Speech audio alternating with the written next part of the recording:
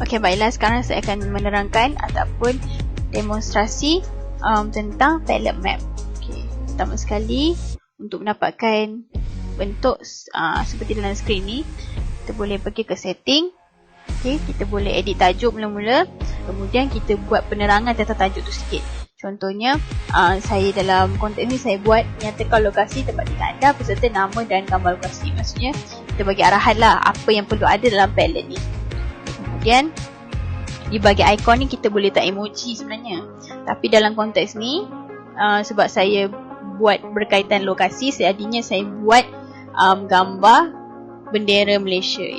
Kita pun kalau tak nak ikon pun boleh je tekan atas ni. Tapi dalam konteks ni saya nak ada ikon. So kita boleh cari gambar bendera Malaysia lah. Okay, kemudian dekat link address ni kita boleh tulis saja. Kita boleh edit. Kita nak tulis contoh tempat tinggal masing-masing. Kita boleh cipta kita punya link sendirilah. Okay, kemudian kita boleh buat design. Macam mana kita nak design kita punya palette map ni. Okay, contohnya kita ada banyak style lah ataupun design lah. Okay, kita ada yang putih, hitam, coklat, warna-warni, biru. Dalam konteks ni saya guna malam lah. Design malam. Okay, kemudian kita boleh pilih juga kita nak design tulisan tu macam mana. Okay, contohnya macam ni, ada 4 je lah. Okay, kemudian di bahagian ni kita boleh tulis kalau pelajar tu nak update dekat dalam palette ni, kita boleh nampakkan siapa penulis palette itu ataupun bahagian di dalam palette itulah. Tapi dalam konteks ni saya tak tulis sebab ini adalah untuk demonstrasi saja. Okay, kemudian kita boleh membuat komen ataupun pelajar-pelajar ataupun instructor untuk memberikan komen dari setiap post yang diupdate lah di dalam Padlet ni. Okay, so kita boleh turn on. So maksudnya ada berlaku interaksi mereka di dalam Padlet ni. Okay, kemudian di bahagian reaction ni kita boleh pilih lah.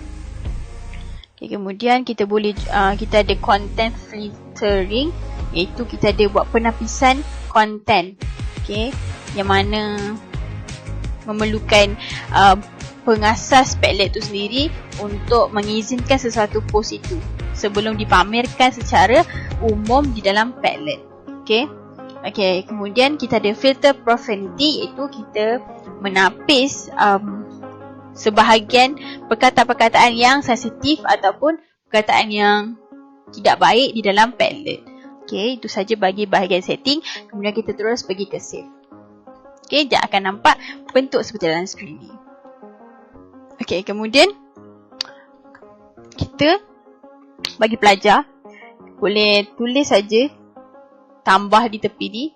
Okay, dan cari saja tempat di mana saja yang anda inginkan. Okay, contoh dalam konteks ni kita nak tengok lokasi tempat tinggal anda berserta nama dan gambar lokasi anda. So dia akan menarik lah biasanya untuk ice breaking lah untuk sesi ni. Okay, contoh kita cari Shah Alam. Okay, contoh tempat tinggal si Fatimah ni kat Shah Alam, kat Selangor. Okay, lepas tu kita boleh cari, kita boleh upload. Kita carilah, senang, Shah Alam. Kita cari gambar and boleh masukkanlah mana-mana gambar di dalam. Okay, lepas tu kita sementara dia tengah upload ataupun membuat naik dalam Padlet ni. Okay, dah buat naik dah. Kita boleh tulis ataupun describe. Contohnya kita nak tulis siapa yang tinggal sini. Nama dia Fatimah Az-Zahra. Kita tahu Fatimah Az-Zahra ni ada dekat Selangor, dekat Shah Alam lah. Okay, lepas tu dan gambar kita dah sertakan kan. Okay, dan kita publish, kita upload. Okay, dan ada dekat sini. Tu dah keluar dah. Tekan kat situ kita boleh nampak lah siapa punya tempat tinggal. So dia dah menjawab soalan lah. Okay, kebanyakannya ataupun kebiasaannya Padlet map ni boleh lakukan secara asynchronous ataupun synchronous lah. Untuk sebagai ice breaking boleh, untuk sebagai eksperimen lah. Contoh eksperimen tu adalah, contoh kalau kita buat tajuk, di manakah haiwan karnivor paling banyak dijumpai? Di dalam subjek sains lah biasanya. Dan pelajar tu diperlukan untuk mencari lokasi yang tepat dan membentangkan hanya di dalam Padlet. Maksudnya kita boleh klik saja mana-mana tempat, kita boleh tekan dan kita, sini ada haiwan harimau di mana, di Afrika. So benda tu melibatkan pelibatan semua pelajar lah, dan semua pelajar akan rasa tertarik untuk tengok setiap ataupun pelbagai tempat yang ada di dalam Padlet Map. Itu adalah salah satu keistimewaan Padlet Map. Okay. Dan lagi satunya adalah kita boleh sebagai ice breaking lah. Kita boleh sebagai permulaan kelas tu, untuk kenal antara satu sama lain, kita boleh tengok pelbagai tempat tinggal mereka lah di sini. Macam saya buat ni, Fatimah Zahra ni kat Shah Alam. Okay. So sini pula siapa? Adam Kamil ni dekat Kuala Selangor. Lepas tu kat Terengganu ni Syazatul Aini. So macam diorang akan di samping itu dalam keadaan yang online. So mereka dapat melihatlah kawan-kawan mereka ni, atau kawan-kawan mereka di atas talian ni berada di mana. Jadi itu juga dapat menarik. Okay, itu saja bagi Padlet Map. Baiklah, yang seterusnya saya akan menunjukkan Padlet Shelf. Itu Padlet yang berbentuk seperti ataupun susunan fakta. Okay, baiklah. Setting ataupun untuk kita mengedit tu sama je seperti yang saya tunjukkan. Sama saja, cuma kita ada where do new post appear. Maksudnya kita nak buat first class. Dalam konteks ni saya nak tambahkan setiap post ataupun adik terbaru tu di bawah bahagian sesuatu susunan tu lah. Okay, tak adalah, nampaklah cantik kan. Okay, so kita boleh save. Dan ni contoh yang saya buat lah. Okay, contohnya title ataupun topik kita adalah rokok. Okay, kita punya description ataupun penerangan kita buat fakta bukan auta. Okay, lepas tu kita tulis arahan lah. Okay, tulis arahan dan dikendaki melakukan perdebatan mengenai kesan rokok atas manusia. Contohnya, okay, setengah pelajar akan tulis bahagian bukti rokok tidak membawa kesan buruk. Apa bukti dia? Okay, kalau bukti rokok adalah salah satu punca sesak nafas, apa bukti dia? So, dekat bahagian tambah bawah ni kita boleh tulislah pendapat kita. Contoh, kita tulis apa saja kita nak tulislah tentang fakta tersebut. So, pelajar akan rasa susunan tu teratur dan kita akan bincangkan di dalam kelas. Okay. Okay, sekadar contoh lah ya. Itu saja. Dan Padlet Shelf ni adalah sebagai satu medium ataupun satu platform untuk menyusun fakta lah. Contoh fakta, rokok tidak membawa kesan buruk. Betul ke tipu? Mesti ada pelajar yang akan explain ataupun beri penerangan. Kalau tak adalah. So, apa bukti rokok pula? Salah satu punca sesak nafas. Apa bukti dia? Kita sertakan posting ataupun update sama saja. Kita boleh attachkan link ataupun kita boleh cari gambar ataupun kita boleh update sendiri, memuat naik gambar kita sendiri. Dan kita boleh tulislah bincangkan kenapa salah satu punca sesak nafas ni. Okay, tulis penerangan dengan lebih mendalam. Kita berdebat secara dalam Padlet. Okay.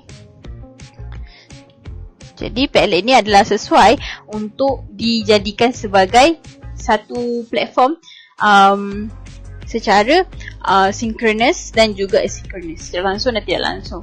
Okay, sama sajalah. Okay, itu saja bagi Padlet Shelf. Okay, baiklah. Untuk bagi Padlet yang terakhir sekali adalah Padlet Stream. Padlet Stream ni sangat sesuai dilakukan secara tidak langsung ataupun asynchronous lah. Okay, setting sama saja seperti Padlet sebelum ini. Kegunaan dia untuk apa? Contoh, kita boleh sampaikan tugasan dan bahan pelajaran lah yang penting kepada pelajar.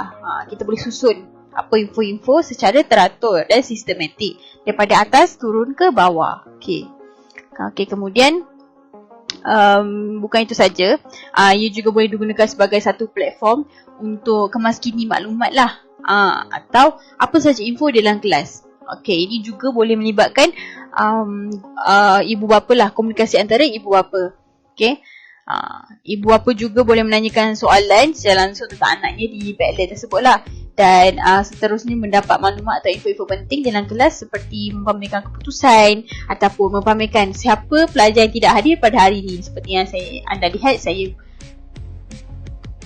buat seperti dalam skrin ini. Okey, kalau nak tambah pun boleh klik pada tambah dan kita boleh ni. Okey, kita boleh update. Okey, senarai pelajar 4 Mawar yang tidak hadir, dan kita boleh tulislah siapa nama, Siti Aminah, dan kita upload. Jadi pelajar ni ataupun ibu bapa sendiri boleh tahulah, ambil tahu siapa yang anak-anak dia yang tidak datang. So dia boleh take note. So tak adalah berlaku penipuan antara ibu bapa dan juga pelajar. Jadi kita juga daripada sini juga kita membantulah untuk memantau anak-anak mereka dalam Padlet saja. Okay. Jadi saya ulang balik semula. Padlet stream ni adalah sangat sesuai lakukan secara asynchronous. Dia boleh juga dilakukan secara synchronous, tapi ikut kesesuaian topik yang ingin disampaikan melalui Padlet. Okay, itu sahaja. Sebarang maklumat tambahan akan ditambah dalam modul kami. Jangan lupa dapatkan modul kami. Bye bye. Assalamualaikum.